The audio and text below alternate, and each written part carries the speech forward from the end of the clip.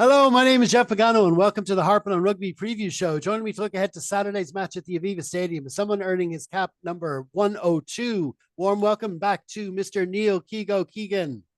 Thank you for saying warm. It is freezing. I'm not built the way I used to be built. I used to be able to go to rugby matches in November without a problem.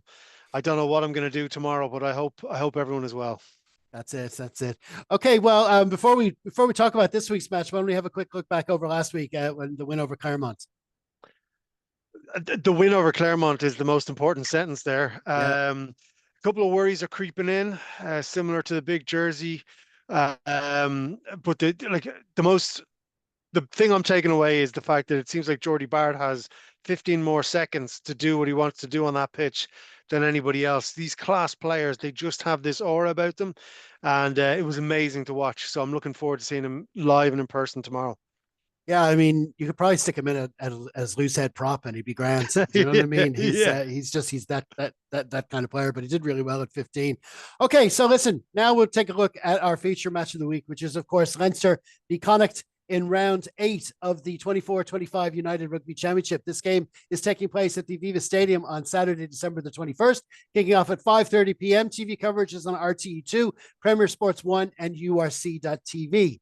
Leinster named their matchday squad at lunchtime on Friday. If you're watching on YouTube, you should see it right there in the screen. Or if you're listening on the podcast, it's in the program notes. The Keego's picked out some points about this Leinster team, starting from the star signings, both starting. Yeah, absolutely. And you kind of wonder how they're going to integrate into the squad as they arrive. And as the Instagram posts were going up during the week, we could see players far and away, recovering, all that sort of stuff. I think Doris was in California, and Henshaw put it up this morning that he's in Doha doing rest and recuperation. Thankfully, Porter's getting a weekend off finally, which is good for him. And so you see what's happening now. We've got Bart back in the midfield, in beside. Let me get this up in front of me again. In beside Tector, which is going to be great. That's worth the price of admission right there. And Snyman right there in the second row, in there beside Dermot Mangan. Great for him, and it's a great sign that these lads want to be leaders in the squad. They want to play, and they want to play as much as they can. Obviously, short term for Barrett, but it looks like RG is really enjoying himself. He's seeing the response not only in the stands from us, but on the pitch and in training. He's really bringing everything up. And a couple of issues last week in terms of lineouts, but he's become a leader so fast. And when he's fit, as we said from day one in this season, if he's fit, this is the job he does, whether it's kind of the down weeks after on squad rotation, Six Nations, all that sort of stuff. This is the job he does. So, and then we've got obviously Big Conan in there in the back row as well. So it's great that they're playing. It's great for us to see them, and it's going to be a big performance from the two of them from the front. Yeah, we were talking last week about what Leo Collins said about supposedly being constrained, and what he actually meant by that. And he was talking about the homegrown players. It's not just about the likes of the Barretts and the Stamens. And I think this lineup kind of shows the benefit of these NIQ players. I mean, we've got all three on display Hmm. in the starting lineup here: Slimani, Barrett, and Snyman. And but it's not about them. You look at the people that are alongside them, like you say, Tector in the center. You've got Mangan in the engine room in the scrum, and then in the front row, Slimani's on Jack Boyle and Gus McCarthy, two up and coming front rowers, and it's a big day for them to be playing alongside these experienced internationals, and that's what we get them for, you know. Yep, 100%. Your second point is about the overall look at the squad. It's a real proper rotation. 100%, yeah. So we were wondering when the proper switch is going to happen. Obviously after the first couple of European games, as we get into Christmas, people getting a rest because it's a great run the team is on in terms of results. Performance has been like this, which I don't really have a problem with. Because we can't, no motor vehicle can stay up in the red zone for too long. So this is people getting a break, but it's also where they've placed the leaders. You look at Healy on the bench, you look at Gibson Park on the bench, Harry Byrne making the bench. Like there's a lot of players with a lot of experience dotted around these players with the relative inexperience. So it's not just one in, one out. There's a lot of thought behind who's playing where and who's beside them on the pitch. So it's really, really interesting to see because it's gonna be a tough game. Like there's no Interpros are never a joke, but I do feel that Connacht had an idea of what Leinster were going to do, and they've picked accordingly. Yeah, I mean, obviously we were very concerned about the lineout last weekend, and that was a real what they call a systems error, something that they've been rehearsing all week, and it just wasn't firing there. I mean, you can't always blame the hooker for that, but when you look at a sport like rugby, especially Leinster at the moment under Nienaber, that relies so much on systems, especially on defense. This particular selection with a lot of new players coming in that haven't started before. It's a 15 players in different positions. Even Tector, came up as a 10. He's been playing a lot for Leinster at 12. Now he's at 13. It's going to be a real test of that defensive system and see how much it holds up under almost a completely new 15. Like Alex Soroka, he's played for Leinster before, but he didn't play at all last season, not a single minute for Leinster. So these are his first Nienaber minutes. So overall, from the kickoff, it's going to be a real test of that of those systems for sure. Okay, so now it's time to have a quick look at Connacht. They currently sit 8th in the URC with 3 wins and 4 defeats, which includes our 33-12 win in Galway back in October. They've gotten to a really good start in the Challenge Cup, however, with bonus point wins at home to Zebra and away to Perbynant to top their pool over the last couple of weeks. So what do you make of their lineup, Keego?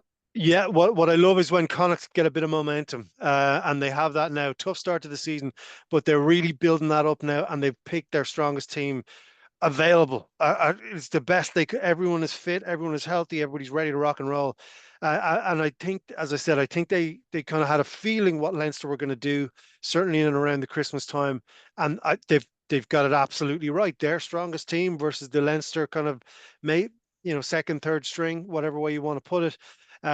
Bundy starts with the good news we had with Bundy during the week. Prendergast is there to disrupt the line out.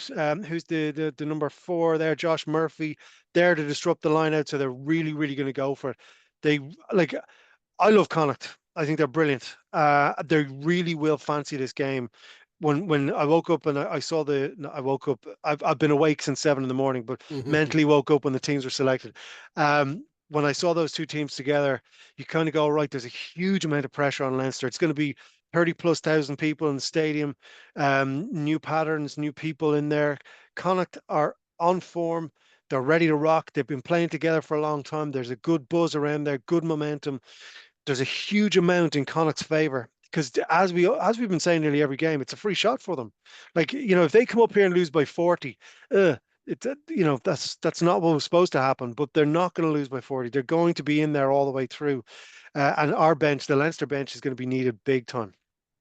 Yeah, and like both teams have gone with 6-2 benches. And like you say, during the week, they announced a new contract for Bundy Aki. There was contracts for Leinster as well, Porter, Furlong, and James Ryan. But the Aki signing, you'd expect with a big announcement like that from something like Connacht, they would make that announcement and then play him the following weekend. So it wasn't a surprise to see his name in the lineup. But to have Hansen there as well, Finlay Beelum there as well, it's a very strong. It's their best possible side. Of course, there's always a Connacht selection with loads of ex-Leinster players looking to show, to make us regret letting them go. And Ben Murphy's been doing well down there at number 9, and then another Murphy, Josh Murphy's been tearing up trees for him as well when he can stay fit. So they definitely haven't come to make up the numbers. That's for sure.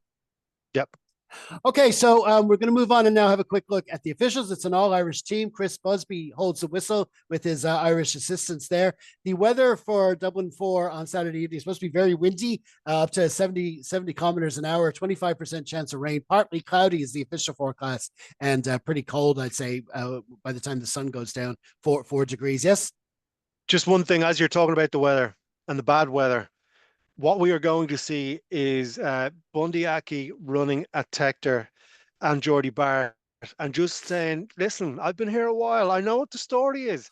Prove yourself. And like anytime Bundy has the ball, it's worth the price of admission. Don't tell the IRFU that. But that's going to be something to watch. It's a big job for Tector. Oh, absolutely. He would no qualms running straight at Geordie at all. So that's going to be a fascinating center battle, definitely.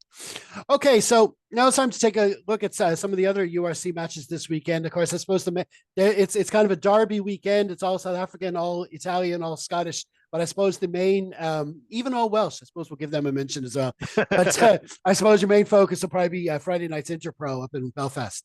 I love Friday night rugby, and it's a great game to watch because they both need the win.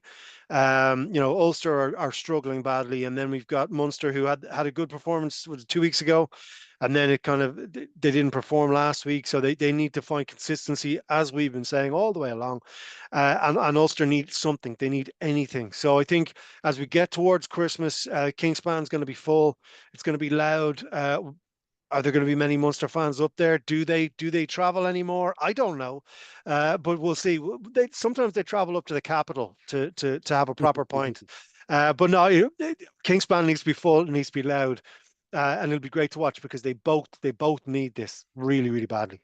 Absolutely. That promises to be a fascinating one for Friday evening as well. And also, let's not forget women's rugby. It's a big year for women's rugby coming up with the World Cup and everything. And obviously, always the Six Nations as well. And this new Celtic Challenge competition, I think it's going into its third or fourth season. And it kicks off this weekend, the Energia Park. The two Irish teams, the Wolfhounds and Clovers, are going at it at Energia Park on Sunday evening as well. So watch out for that. Okay. So it's head on the block time, Keego. How do you see it going at the Aviva?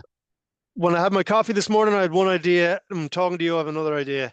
I think it's going to be a Leinster win, but I think it's literally 3 points. I think it's 3 points or 6 points. It's two kicks. I think Connacht have picked the right team, and I can see Leinster being behind for quite a chunk of that first half, and then something has to click. Now maybe it's when the changes come on, but I think 6 points for Leinster. Yeah, I think a lot's going to depend on, like I say, how we fall into our patterns and our systems. And obviously, you're going to have Connacht being aware of that, doing their best to disrupt us from the word go. So that's going to make it a fascinating battle from the kickoff for sure.